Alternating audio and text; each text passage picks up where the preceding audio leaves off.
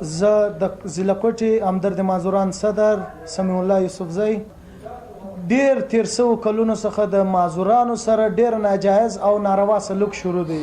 حتی کې د بیزو بازی پر کوي، یو هر موټرسایکل ښکاره کی بیا یې پټ کی. دا د 2 کال څخه دا ډرامې شروع دي چې کوم موټرسایکلان یې موږ ته را منظوره کړي دي د هغې موږ سره دا دی پوره ټینډر سته، د هغې پوره رسید موږ سره سته چې هر شی موږ ته ملاو منظوره سوی دی، مګر راکوي یې نه.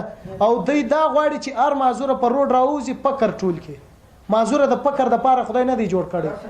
زه عطا محمد ملاخیل صوبایي جنرال سکرټري همدرد مازوران بلوچستان خبر کوم چې په بلوچستان کې د معذوره کوټه هیڅ عمل درآمد نشته، نه د معذور لپاره د میډیا مخ کې دا د معذوره ناست دي چې یو ویلچر یې د هغه د 1990 ویلچرو سره دی چې بلوچستان کې په کوټه ښار کې موږ د معذوره ته یو شی نه نه سیټ کارت شته، نه هیلپینګ کارت شته، نه یو مددګار اداره شته.